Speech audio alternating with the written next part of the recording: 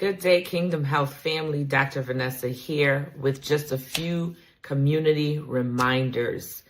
As you're probably seeing either on the news or you've heard from family members and friends, this is so common, especially after the holiday week or weekend, that we see an uprise in things such as COVID, viruses such as COVID and flu and the norovirus.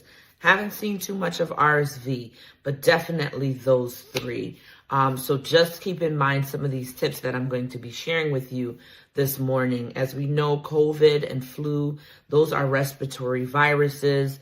We can experience fever, chills, sweats, shortness of breath, fatigue, body aches, low appetite, lose our smell, lose our taste, headaches, sore throat, congestion as well are some of the symptoms that we can experience with COVID and the flu. And COVID and the flu are typically transmitted by way of droplets. So that's our sneezing, that's our coughing. And even COVID can become airborne if there's not good ventilation in the areas where we are. So keep those things in mind in terms of how they can be transmitted. If someone's coughing and sneezing a lot, just keep that in mind, that you want to be extra precautious. Maybe even share with them this video, give them a few tips to help prevent transmission of some of these viruses that we're seeing right now.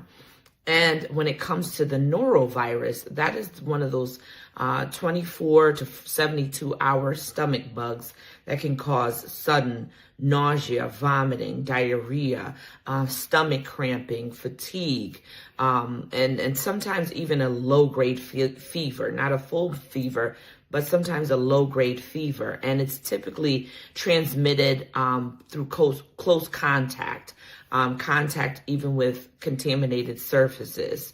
So those are some things to keep in mind. It could be undercooked food or even water. So it's extremely contagious. So we really want to keep these things in mind. So a few tips that I want to share with you today.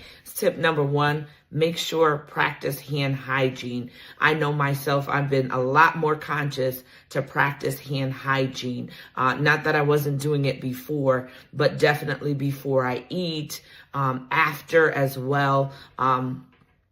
Be precautious and do the hand hygiene. Sing happy birthday, count to 20 seconds, wash your hands, and remind the children to do the same as well. If there isn't any soap and water, which is the best method of hand hygiene, then use hand sanitizer as an alternative.